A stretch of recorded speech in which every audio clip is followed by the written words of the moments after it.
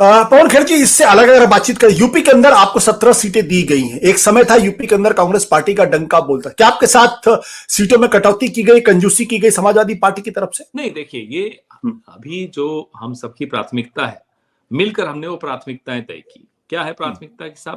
जीतना है। जीतने के लिए कुछ भी अगर समझौते करने हैं तो हम करने को तैयार हैं। कांग्रेस पार्टी, आपने अभी जब ये कार्यक्रम शुरू हो रहा था तो आपने कहा कांग्रेस को गठबंधन की आदत नहीं है, मुझे वो बात खल गई। कांग्रेस, मुझे लगता है, गठबंधन के धर्म को इस देश में लाने वाली सबसे बड़ी, सबसे पहली ऐसी पार्टी है। जनता पार्टी का गठबंधन 2.5 साल से ज्यादा नहीं चल पाया था। नरसिम्हा राव जी का गठबंधन पूरे 5 साल चला था। तो कांग्रेस पार्टी समझती है गठबंधन के धर्म को। अटल जी समझते थे, इसमें कोई शक की बात नहीं।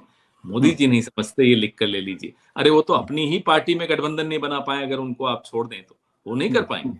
सत्ता में इसलिए चला रहे हैं, गाड़ी चल रही है। सत्ता से बाहर होने का जरा हो जाए तो देखिए, हो सकता है 2 में 1 बचे, एक छोड़ जाए, ये स्थिति है वहां। तो आपको लगता है कि 17 सीटें जो आपको दी गई, अप्रोप्रिएट सीटें, उस पर किसी तरीके का आपके साथ कोई कंजूसी नहीं की गई? हमारा कुछ टिप्पणी करना मुझे लगता है अब उचित नहीं है। जो आपस में चर्चाएं हमारे नेता कर रहे थे, उत्तर प्रदेश से जुड़े हुए जो नेता चर्चा कर रहे थे, और जो कमेटी बनी हुई है, वो कमेटी जो कर रही थी, उसका निर्णय सर्वोपरि है, सबको सर्वमान्य है।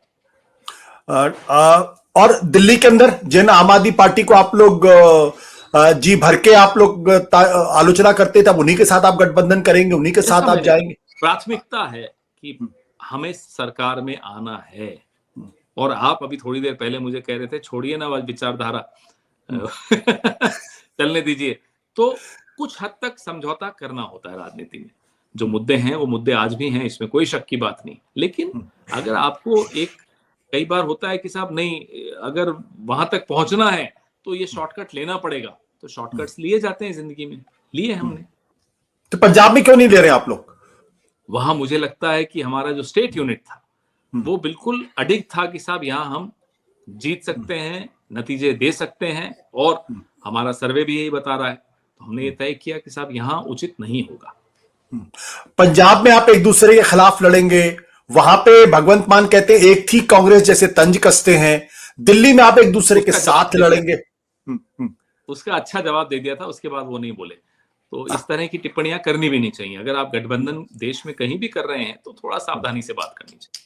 बट पवन जी, पिछला जो लोकसभा का चुनाव था उसमें कांग्रेस पार्टी का वोट शेयर आम आदमी पार्टी से ज्यादा था। आम आदमी पार्टी को 18% वोट था और कांग्रेस पार्टी को 22% वोट था। क्या 3 सीटें देना कम नहीं है? अभी देखते हैं, अभी फाइनल नहीं है कुछ, अभी चर्चा चल रही है। तो स्पेकुलेशन है मीडिया में कि 3 मिल रही है, कुछ 1-2 चैनल बोल रहे हैं 4 मिल रही है। तो उनको चलने दीजिए, आपस में तय होगा आज या कल, तब आपको बताएंगे। आपको तो जानकारी होगी, देखिए अब आप बताना नहीं चाहते तो बात अलग है। अच्छा चलिए, खैर मैं आपको मजबूर नहीं करूंगा। दिल्ली के अलावा और कहां कहां गठबंधन आपका आम आदमी पार्टी से हो रहा? चर्चा करेंगे, एक बार हो जाने दीजिए। अभी बीच में बोलना उसके बारे में मुझे लगता है उचित नहीं होगा। तो अगले हफ्ते फिर मुझे बुला लीजिएगा। गुजरात में बुला लीजिएगा अगले हफ्ते फिर से मुझे। मुझे मालूम है कि पवन खेड़ा जी नहीं बिल्कुल बिल्कुल। ये जो मैंने जो वैकल्पिक विजन के बारे में बातचीत की जा रही है, एक कॉमन प्लेटफॉर्म पे सारे विपक्षी दलों के आने की बात की जा रही है, कब तक हो जाएगा ये?